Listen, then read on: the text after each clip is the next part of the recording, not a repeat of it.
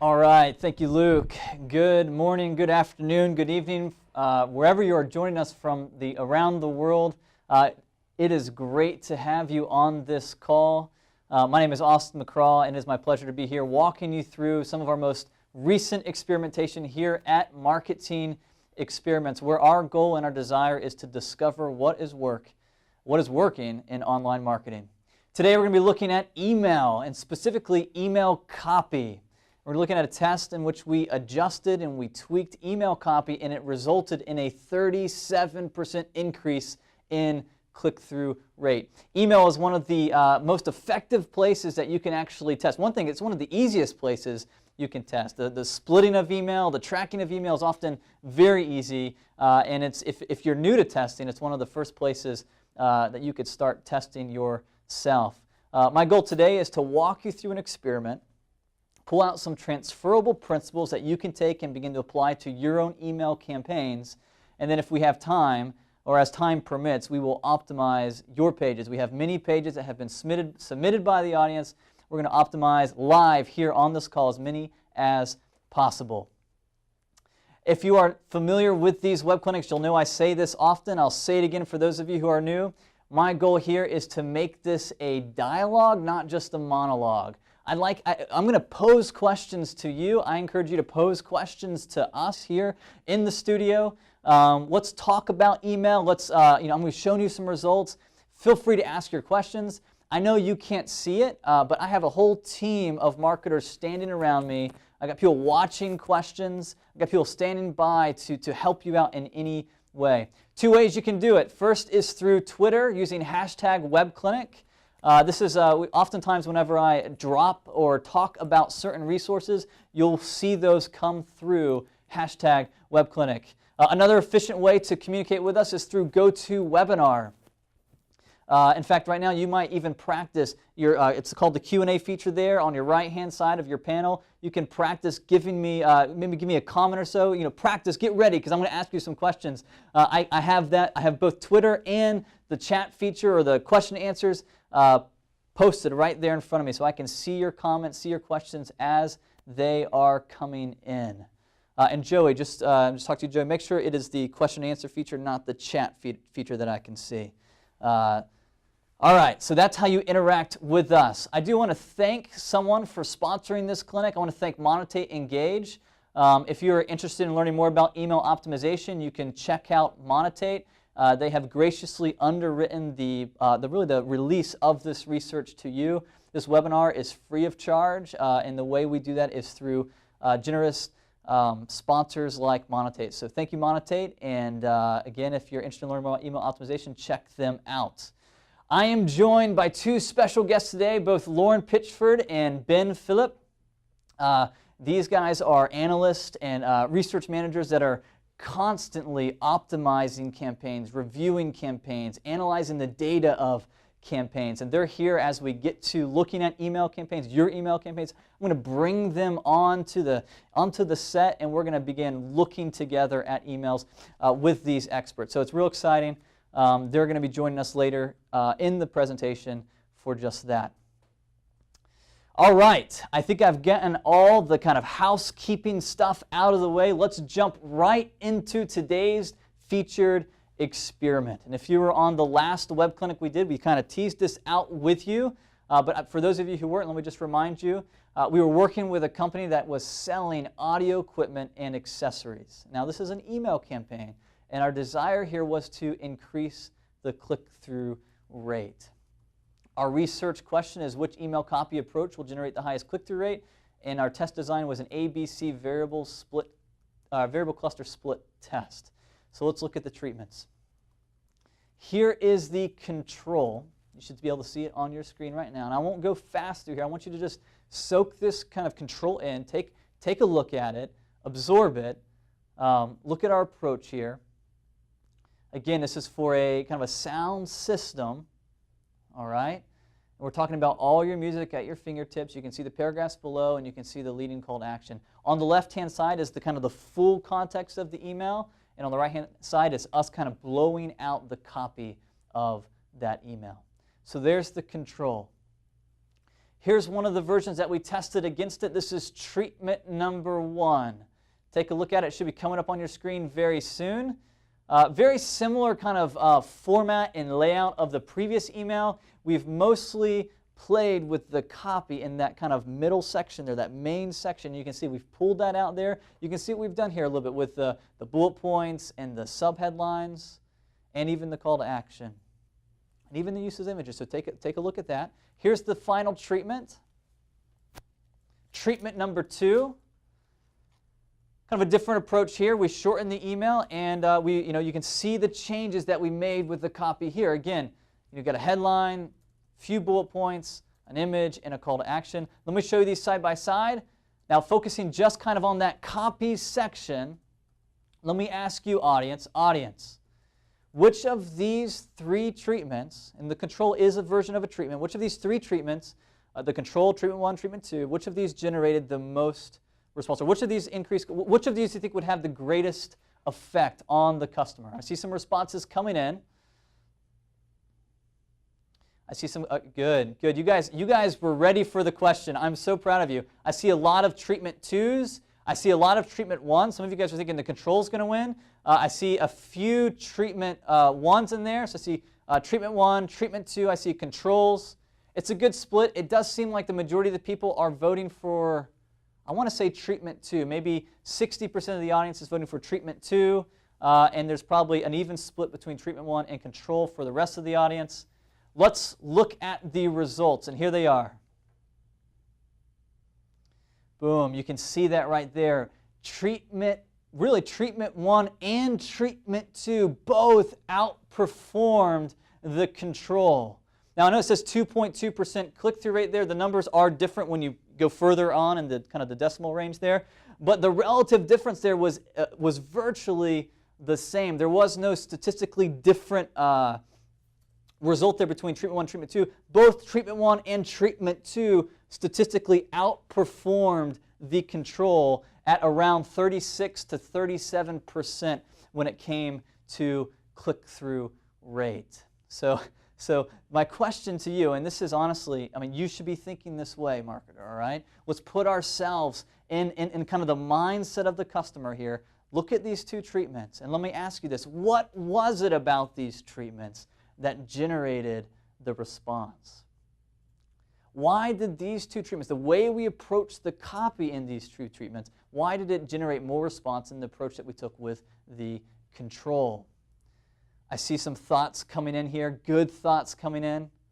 Excellent. Well done, Fred and Pam. Good observations.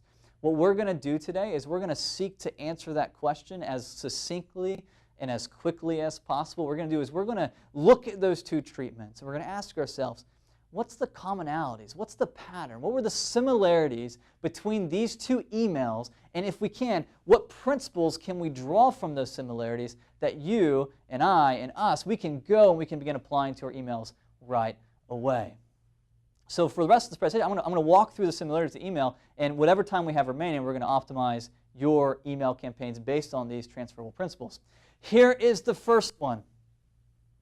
Here's an observation about both of the emails, all right? Both treatment 1 and treatment 2, which increase click-through rate, both of them clearly and immediately connect the value proposition of the offer or the product to the recipient of the email. So if I go back to those 2 versions of the email, look at this. Right away, immediately into the email, once you get past, at least on treatment 1, the header, the kind of the big visual graphic, we're hitting them with clear connection to the value proposition. So on treatment 1, we talk about its simplicity. We talk about its high performance sound. We explain that in more detail in the bullet points below, but right away we're expressing with some degree of clarity, hey, this is what you're gonna, this is kind of what we're offering here. Here's the value. It's even stronger in treatment 2. An entirely new way to stream music wirelessly in any room, and it's easier than ever before. What we're doing here is right away, when someone, you understand, when someone comes to your email, they're looking right away for why should I even read this email? Why should I be interested in this email? And what we're doing with these two treatments is we're connecting them to the value right away. If you look at the control, And see, it's not just about headlines, right? You could say, well, all emails need a headline. That's not necessarily the case. This email, the control, had a headline, but the challenge with this headline, and they're trying to connect to the value proposition, but it's not immediately clear. All your music, all at your fingertips. That sounds clever. That's maybe a good kind of turn of phrase, and it's maybe a little bit of an idiom going on there. But the thing here is it takes a kind of a level of thinking to connect. Okay, what do they mean by at my fingertips? It's not completely clear. There's a kind of another level of thought to translate that claim of value into meaning. And so here's what you want to look out for, marketer. You want to be careful about trying to be too clever. Ultimately, at the end of the day, clarity trumps persuasion. And this principle, this is something we teach not only with email, but with other aspects of your marketing campaign. The value proposition is the substance. Your email body copy, and as it relates to email, your copy itself is the form. Okay? It should not be the form or the style necessarily that persuades, but rather the substance. In fact, oftentimes, and I can't tell you how common it is, the style, the tone, the attempt to be clever actually hinders the expression of the value proposition. We say it over and over again, clarity trumps persuasion. This is good news for marketers. You, marketer, you don't have to be this great wordsmith. You don't have to be this amazing persuasive writer. You just got to understand what is it that's valuable about your product and clearly express that. And in an email, you want to do it right away in something like a headline or a subheadline. Or at least that's what we saw from these two treatments. That was some commonalities between them. Let's look at another one. Both of the emails organize the copy into easily digestible bulleted lists. That's a simple change, all right? That might even seem like a small change. But both of these emails organize their copy into bulleted lists. Look at them. Treatment 1 and Treatment 2 bullet out the key features, the key benefits, the key aspects, and really claims and reasons of value. They're breaking out so it's easy to scan it. You can go through this list. You understand, your audience, your customers, your prospects, they don't read everything you write on your emails. They don't read everything you write on your web pages. Some of them will, the most motivated will, but most people are scanning. Most people are wanting an easy way to digest the content. Now, if you go back to the control, look at what we did in the control. Originally, the copy was not bulleted. It was a full paragraph of copy. And this may seem like a really small, trite change in some sense, but our testing, not only in email but on web pages, indicates that oftentimes if you can take a paragraph like this and break it up into its key pieces, even if you could bold key pieces in this paragraph, you make it more scannable, you make it more digestible, and ultimately you decrease friction. So how does this apply to your email? Yeah, we see this in these two treatments, but what about you? Well, here's the overarching principle that you could get. We teach this in our email course. Because of the push nature of email, there's already a significant degree of friction. Okay? Recipient comes, they get your email. There's already kind of inherent friction because you're pushing something on them. Their disposition is one to delete. Like they're not excited. Like no one wakes up excited to read their email, or at least no kind of normal person wakes up excited. I know Ben Phillip does. Like he wakes up every morning and he's super excited to read his email. But but the normal person out there is not super excited. In fact, they're looking for any excuse to delete your email. In fact, they come with that disposition because it's an aggravation. It's an irritation. It's kind of like an obstacle in their day. I've got to get through this. I've got to clear my email box. So if that is the case, you marketer, us marketers, we have to make sure that every little bit of difficulty we can squeeze out of the email, we do. And if that's something as simple as taking a paragraph and bulleted it, that can be really effective. So I would encourage you right now, we're going to look at emails in a moment, but look at your emails. How is the copy organized? First off, is it super long? Is there a lot of copy? Can you reduce it? Get it down to what you absolutely need to get the click, rather than trying to put everything and get everything in your email. And then once you've reduced that as much as possible, how can you organize and structure the copy so that it's easily digestible? Can you bold key phrases? Can you bullet out a list? All right, here's the third observation. And this is probably, this is probably the most profound observation. This may, in my opinion, this may, for most of you on the line, taking a skim through some of the submissions that we got from you, this may be one of the most effective things we can learn from this test, is that both emails utilize calls to action that were low commitment. Now, we've done webinars and we've talked about that in the past. You'd be surprised about how many emails, from the email they expect you to be able to kind of make a purchase decision, buy now, shop now. If you look at the treatments here between the two successful treatments, both of them have low commitment call to actions. In fact, let me go to a slide after this. If you look at the control, you can see the difference, right? So the control says shop now. The control is assuming that by the end of this email, you will have read through these kind of thick paragraphs and now you're ready to shop. It assumes that you're ready to buy in some sense. But if you go back and look at the treatments, what we've done is we have not made that assumption. In fact, if we've made any assumption, it's that they're not ready to buy. All right? View more details. Learn more. These are, when you click this, you're not necessarily making a commitment. You're just going to the next step to learn more about the product. And here's a key principle you need to know about, kind of the principle that's undergirding this change in some sense. Often we conflate the objective of an email with the objective of a web page. Now, this isn't a,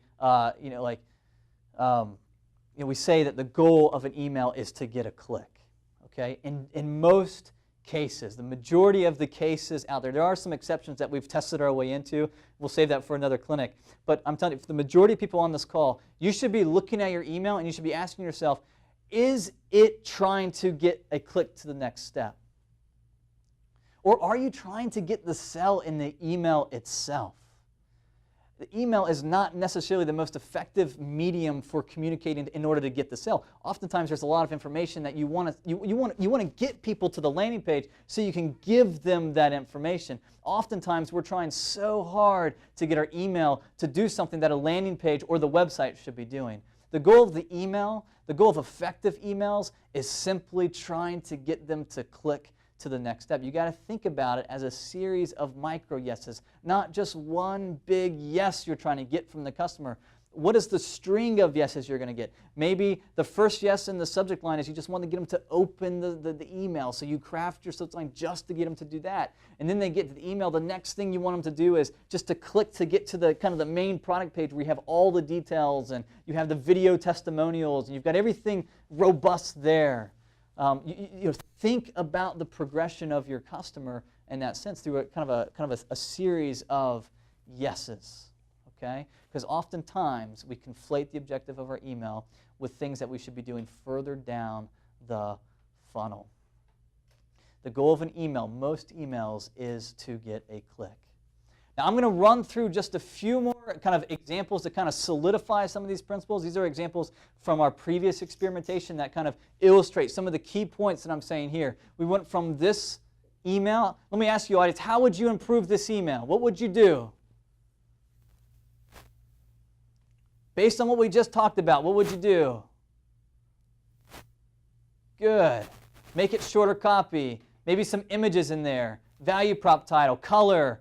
Less text. Well, we took this email and we created this email. We shortened it. We got out of the way. We focused on just getting the click. From find your solution to learn more, you can see the difference in the commitment level there. That shift generated a 77% increase in click-through rate. Let me go to another one. Look at this email. Same thing. Let me ask you, audience, what would you do to this email? I want to make sure you're kind of getting these principles. What would you do? Look at it, shorten, change the CTA label. If you said change the CTA, what would you change it to? Let me ask you that. Let's go another kind of level deeper. Good. Maybe learn more, lower the commitment, get details. Let's see what we did here. There's a kind of a new approach there. See how blank works, the company. See how they work. We've intensified the value proposition in the headline. We made it more clear. We connected it. We featured the key bullet points. And the call to action is at the appropriate level of commitment. And here's the final one. That was a 104% increase in click-through on that email campaign. I'll show you one more. I'll give you a checklist that you can take back and use on your own pages, and then we're going to get straight into Live Op. This is a good one. Here's the original. You should be asking yourself, how would you improve this email campaign? You should be seeing some things right away based on what we've already looked at so far. Here's what we did. We took that page. We changed everything about this. We strengthened the headline. We connected them right to value. We shortened the copy. We made it clear. We bulleted out the key things. We bolded key phrases that were essential. And the call to action matches the right moment in the conversion process. It makes the right ask at the right time. That's what it's doing. And that generated a 136% increase in subscriptions. Now, some of you on the call maybe go, yeah, we're just talking about click-through. I'm telling you right now, the right email, when you do email right, it not only impacts click-through rate, the effect of email, even all things staying the same. You could run this test and everything else stay the same, just the email changes. You can impact the conversion rates of of overall product purchases, of overall subscriptions. That is the power of getting kind of those micro yeses right in sequence. And so that's exactly what happened here. We saw a 136% increase in overall subscriptions. Not only did the click-through rate go up, but overall product purchases went up. So guys, this is kind of a summary checklist for you. I want to give you this. For those of you who are wondering, do I have to write all this down real quick? The answer is no. These slides will be made available to you about a week or so after this clinic. So you'll be able, what you can do is you can take this checklist, put it right next to your emails and review and ask yourself, is my email doing these things? So is the copy attempting to be clever? Is it clear? Do you have clear headlines? Is your copy easy to digest? Et cetera, et cetera. You can read it here. Now what I want to do here is I'm going to get Lauren and Ben to come up here in a moment, and we're going to begin taking kind of these principles and this checklist and applying it to your pages so you can see what this might look like in action. Let me ask you this, audience, before they have come up. How are we doing with pacing? Are you finding this valuable? Do you want to look at live pages? Optimize me. Let me know. Is there anything that we can do that would, or just ask you, how's the pacing? Is this good? Okay, good. All right, go into live pages. Excellent, excellent. Good feedback. Thank you. I just wanted to make sure you guys were still out there and this was working for you. Before we go to Live Op, I just want to make you aware of a really interesting study from our sister company, Marketing Sherpa. If you are on the line and you are involved in e-commerce, there is a free report we just published. You can get it free of charge. You just go and get it. We have a lot of interesting charts there. It says 94 on the slide. I was told by our copy editor that's actually 95. And so lots of charts there. We interviewed lots of marketing professionals to put this chart together. You'll find for e-commerce marketers, you'll find this incredibly insightful. You can see the URL on the screen right there. Go there, check it out. You can print it out, download it, again, free of charge. Just want to make you aware of that resource. All right, going straight to live optimization. Ben, Lauren, come on up. And I'm going to go ahead and pull up the first page. And this is a page that is, the company is Jane Iredell. The primary audience is women shopping for makeup. So I'm, the prime, customer profile here. And the email purpose is to get festive makeup ideas. And this was submitted by Carrie. So hopefully, Carrie, you're on the line. What we're going to do is we're going to pull up the email in a browser. And audience, before I let Lauren and Ben go at this page, okay, I want to ask you this. And Luke, if you can scroll up and down on this page so the audience can see the full page. Ask you right now, audience, Carrie, you are on the line. Glad to see that you're here. Exciting. All right, so audience, let's help Carrie out here. What would you do to improve this email campaign? Matthew says way too much imagery. Has 2 CTAs, should only be 1. Add the value prop in the headline. Not clear about what it's about. I can't tell what the email is for, says Bond. James Bond. Value prop, not clear. Okay, good comments. And so let me turn to you guys. When you look at this email, Lauren, what are some kind of immediate things that you see that stand out to you that would, potentially need to change? So first of all, I want to say that I think it is a really interesting email. I think I am the target audience for this. So the colors are really attractive, I think, and capture your attention really well, but as someone said, also the value prop just isn't there. Have some fun this 4th of July, but it's not really telling me anything about the makeup itself and why I should buy this blue eyeshadow versus something I can just go to CVS and get off the shelf. What do you think? Yeah, I think the tone of the email as well. When I first saw this email, I thought it was almost like a promotional or incentive email, but there's no incentive really being talked about in the email, so it was kind of confusing for me. So I think adding to just the product level value proposition, a little bit about what you want me to do in this email, where do you expect me to go next, really setting them up for that next micro yes you're going to ask them on the landing page. So speaking of that, that's the biggest thing I would change in this email, is if you actually click on the Shop Now link right below this, what would you expect to be taken to if you click that Shop Now Straight to link? that product. Straight to the product. You go to the home page. So you're dropped on a home page that has different face creams and things like that, and there's no sort of the same coloring of this red, white, and blue, and so that continuity is completely lost there. So that's probably the biggest thing I would change, is to make that Shop Now CTA go to a dedicated landing page for this 4th of July kind of fun promotional campaign with the different makeups that you have that are relevant. And they have them below it, but there's that Shop Now CTA. Audience, let me ask you this. Let's look at that headline for a moment. Have some fun this 4th of July.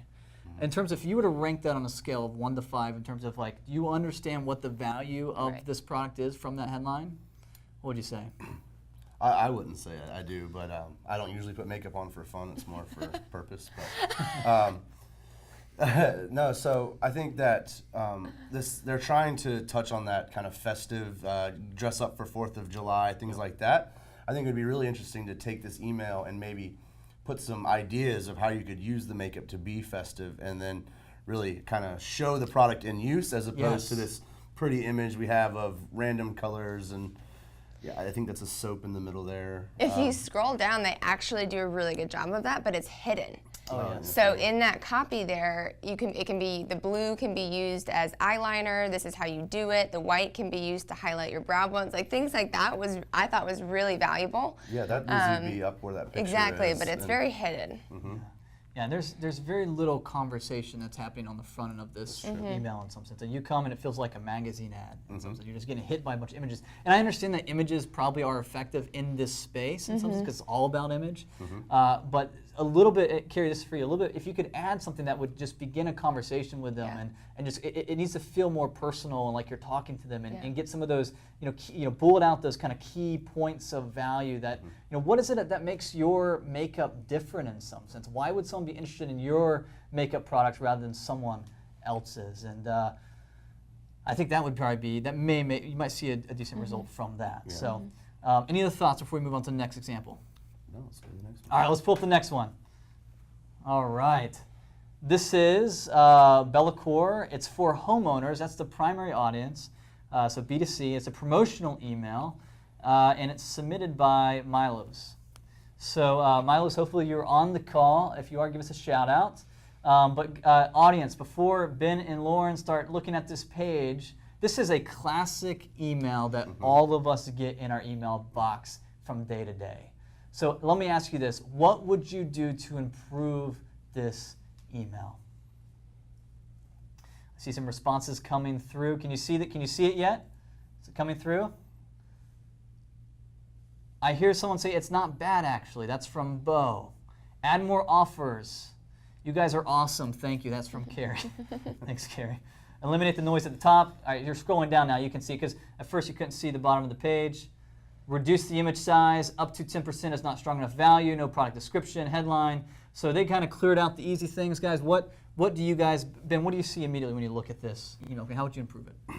Well, the first thing that came to me was not really knowing what you're selling, because the wording and the way they said it is kind of confusing. So it's the Midsummer Savings Sale, and then I can say 10% off of promotional items. And I just don't really know what the promotional item is, and I hope that if I got this email and I really like those chairs, that those would be in the promotional items list, but I don't know that they are. And Lauren, you want to make the big reveal? I think when we looked at it, those aren't actually for sale items on here. So they may be, but I couldn't find them. I think that was it's the so example of continuity. The actual chairs here visualized, you couldn't find the 10% promotion for those specific chairs. Right, and my motivation now is to buy something in that picture. Something in that picture has resonated with me. And when I go to the page and I can't find it, that's just a huge continuity gap that you have to clear up.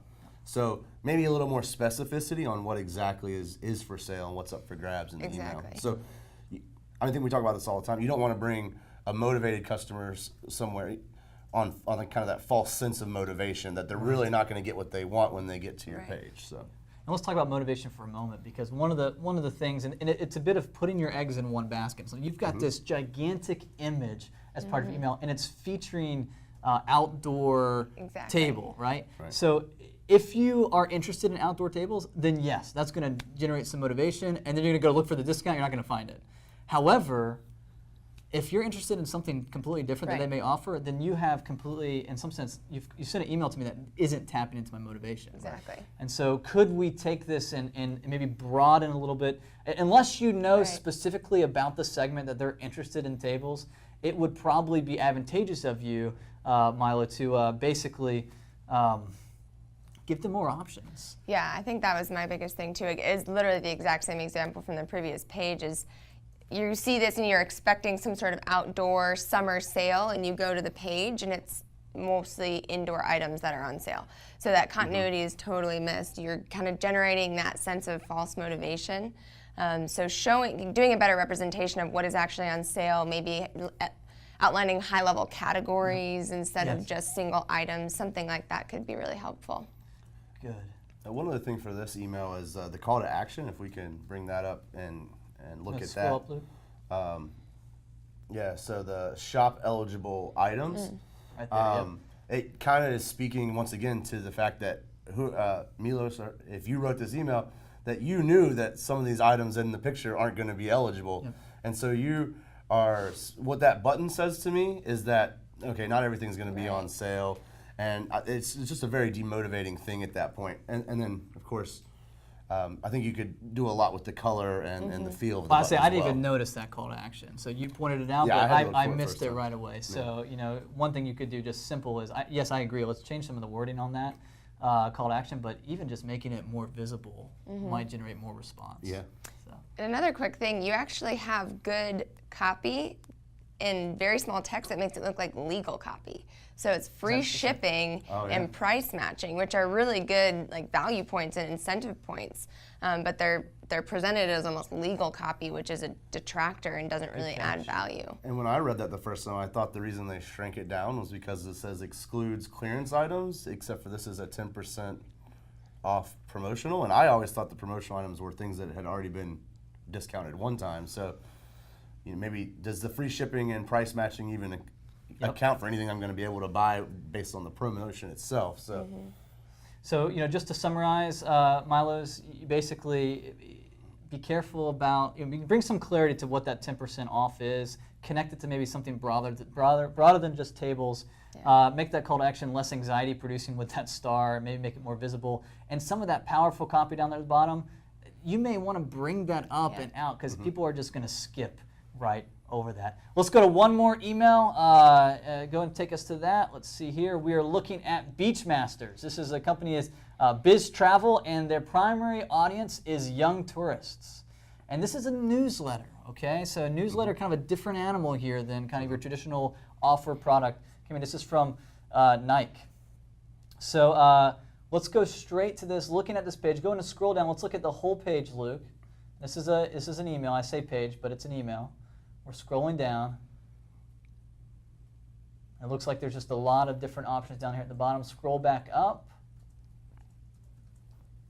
And my guess is the objective of this newsletter is to kind of engage the customer in potentially one of those offers down below. So audience looking at this page, how would you improve it? While your answers are going to come in, I'm going to turn it to the analysts here, the experts here. What do you guys see? What would you do? Well, I think it's really interesting that you said Beachmasters, Austin, because I think that's actually not the name of the company. I think it's actually Biz Travel. But when you come to the page, it looks like Beachmasters is what you're Is that shopping an with. ad? I think that is an ad. Oh, actually. wow. So if whoever sent this in, Nick, if you're online and I'm wrong, please let me know. But I think actually Beachmasters is an ad, and the company is Biz Travel. So that was confusing to start with. Absolutely. I think the other thing that really jumped out at me here is how the copy is put together. It almost looks like a cross between bullet point and paragraph form. It's like mini paragraphs. So I would pull it out and bring out to my attention the real highlights of the copy itself. So this is Dutch, and I originally thought it was German, so I asked Ben, one of our other coworkers who speaks German, to try and interpret it for me, and he got bits and pieces of it. It's a very conversational email, so it's almost written like a one-to-one, asking them questions, talking about the World Cup, which I think can be relevant to some, but then we have these really general offers that don't necessarily seem to be related to the World Cup immediatay. So that was my big thing, is the disconnect there between the World Cup and then these. And these may have been places that the World Cup was at. I'm not quite sure, but that connection isn't immediately there. Yeah, and you know, I see a question here from Michelle coming in. Why does it need a full letter? That's a good question. It's definitely worth a test. I will say, Michelle, that we have seen in our experimentation with emails that oftentimes a letter format is very, I mean, it's because it forces a conversation in some sense. People don't buy from emails, people buy from people. And so it isn't a bad approach to do a letter style email. In fact, if you have never tested that before, that might be a great place to check out. So again, just any of the final thoughts before I summarize? No. Were you able to get Ben to translate the call to action? It's get your global deal now, or something like that. Okay, so again, understand this, that's one of those calls to action that again is assuming that by the end of the email you're ready to make a purchase decision. Could we in some sense decrease that commitment level, learn more, see more deals, learn more about this particular deal, etc. Good stuff, good stuff. Audience, that is all we have time for today when it comes to looking at your pages. If you submitted your pages, hopefully in our next clinic we'll be able to get to your page. I want to thank Lauren and Ben. Thank you guys for jumping in the studio and looking at these pages with us. Audience, hopefully you found this time helpful. I do want to say this. If you want to take me to the last slide, guys. If you found this helpful, again, this is free web clinic. We want to thank Monotape for sponsoring. If you found this helpful, let us know. We'd love to get your feedback. We have and I think they're going to go to a slide of this right now. Go to the very end slide. Okay.